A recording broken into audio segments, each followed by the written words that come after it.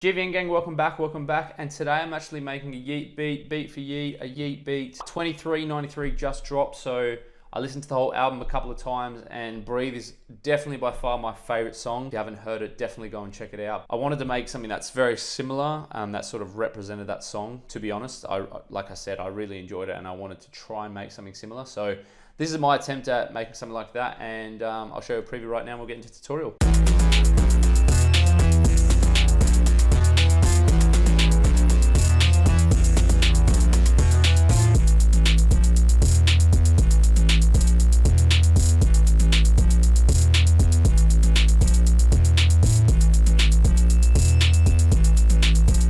As you can see here, guys, I've built the beat out and done some sort of tweaks and minor adjustments, but this thing is built of 4 melodies. First melody is very simple, just has like a bunch of chords that go up and down. So I've gone from E to F to E, down to D, up to F, B, and then F, sort of like an octave up. Nothing too crazy. Like I said, this is the most repetitive part of the beat. I've used the Cyber 2093 for this whole kit by Murray, God blessed. Shout out him, and this one's called Justice, and this is what this first melody sounds like just by itself.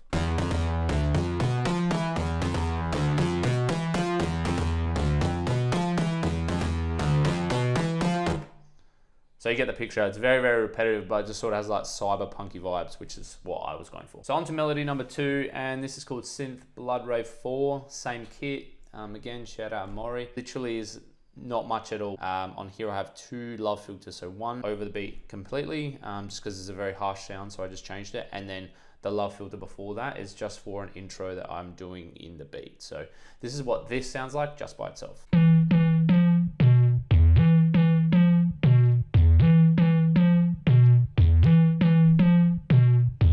But you can tell it's very repetitive as well. Like I said, you need to get like a perfect balance of repetitive versus not repetitive, and then you just have to keep grinding through those and just seeing what sounds better. So this next one's a very simple one, again, kit by Kenny Y on YouTube, so just go check out that. It's a CYBERPUNK also. This is a lead called D-O, and I'm just playing an E9 in the first and the third bar. It just gives a bit of variety to the sound, helps with some of the intros and stuff that I was playing with, so I just added this after the fact, but this is what this sounds like just by itself.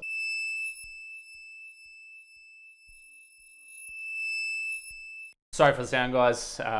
It's a bit of a high pitch one, so yeah, I want to filter that out eventually when I finish the beat, but that's what the third melody sounds like just by itself. Last melody is literally just a couple of notes, not even, it's the same repetitive chord 4 times over.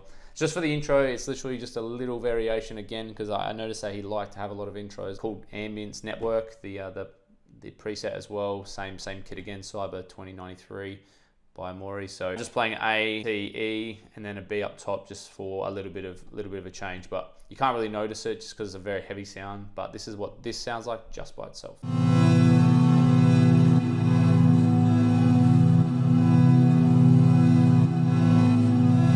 In my opinion, that has like Yeat vibes all over it, like the intro. I don't know, it's just so different, but that's what the intro sounds like just by itself. And just quickly, I'll just play the melodies just by themselves together so you can just hear what it sounds like all together.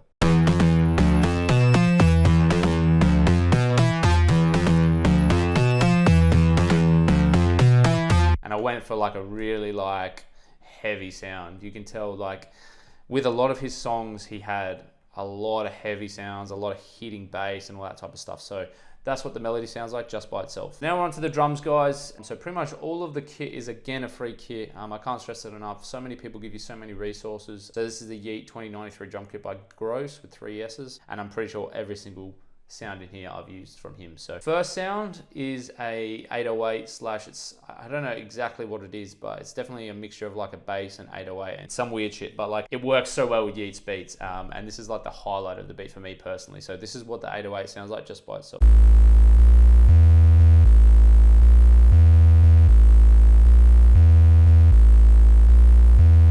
And you can tell it's just like, you can already feel the energy just from that. So pretty much follow the chords again. I didn't really do anything crazy. I think the D is like the B is like a variation. I don't think it's actually supposed to be a B. It does work with this beat, but yeah, try and sort of, I don't know, just experiment. But that's what the 808 sounds like just by itself. See here, it's just a step-by-step hi-hat with a little bit of rolls in between. I'll play that now, but this is what this sounds like just by itself.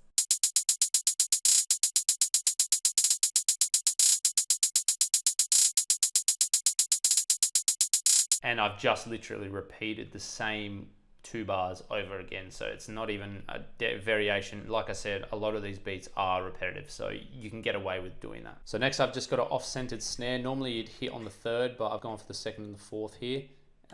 You'll be able to hear sort of like the variation. You'll see why it hits there, and it just adds a different type of factor to it. I feel like the same clap and the same snare patterns always get done, and I think he went for something different in this beat, and just show you what it sounds like just by itself.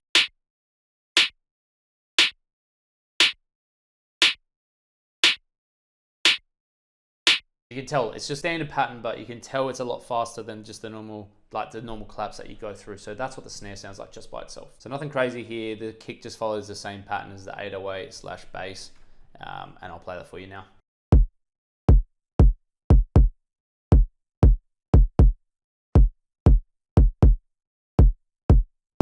And that's what the kick sounds like just by itself. So I've added another snare, just changed sort of where it hits. Obviously it doesn't hit on the same part as the other snare. Just gives a little bit of rhythm and a little bit of vibes to it. So this is what this snare sounds like just by itself.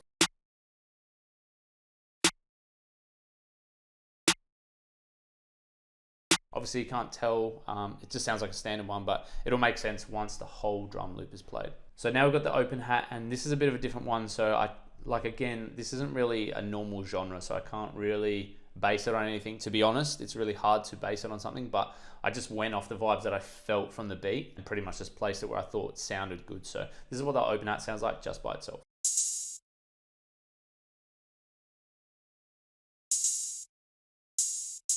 And obviously at the end, it's just a little bit of a variation, so the beat isn't so sort of dry and doesn't sort of get too repetitive. You sort of have to add a little bit of variation, but that's what that sounds like. And the last thing I added right at the end of the beat was the rim. Again, I just played the beat out, and just wherever it sounded nice, I put it there. So this is what the rim sounds like just by itself.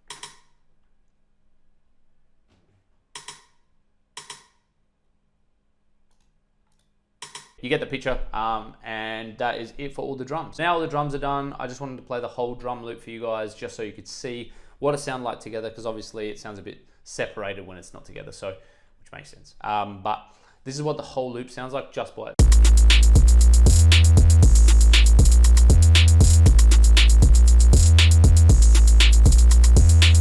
And in my opinion, I'm very, very happy with that, as you can tell. But bit of a vibe, I like it. So that's what the drum loop sounds like just by itself. So I've shown you guys the melody, I've shown you guys the drums. I just wanted to show you, obviously the arrangement's already done, just because I did it in my spare time, so I won't show you that, but I'll just show you the intro and also the drum loop that I've just sort of changed around. So essentially, what I've done to the intro, I'll just show you now. So I've just added the gross beat, and the gross beat is literally just like a deck off. So it's a default one. Just to change, it just changes the beat. So you'll see, I'll just play it right now and you'll see what I mean.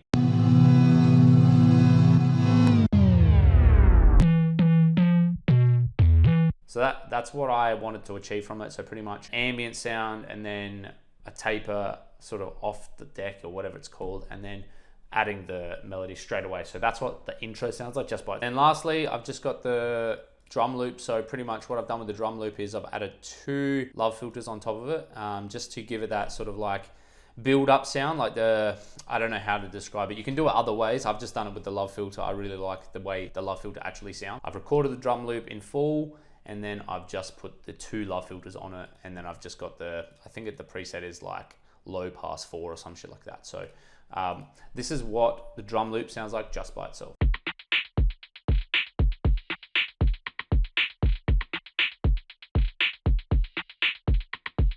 And then I just use that as fillers. So in the bridges and stuff like that I have, I just use those. As you can see, I've spaced them out a bit. And that's it for the video, guys. Thank you for watching. I appreciate all the support. 100 subscribers, unbelievable. I've only put up 15 videos, so I thank everyone for their support, and I'm gonna be more consistent. I keep saying it every video, and I've got to keep myself accountable. So no excuses, boys. I'll be back. I'll be back soon. So yeah, like, comment, subscribe. Tell me what you thought. Tell me what you thought of the album. Love to hear your thoughts as well. So obviously, as albums come out, they may spark, I don't know, creativity for myself. But yeah, I'll try and keep a consistent rate up for you guys as well. So subscribe, hit the subscribe button, hit the notifications. Obviously, you need them because I don't upload every week. So get on it first, and I will see you on the next tutorial, guys. Peace.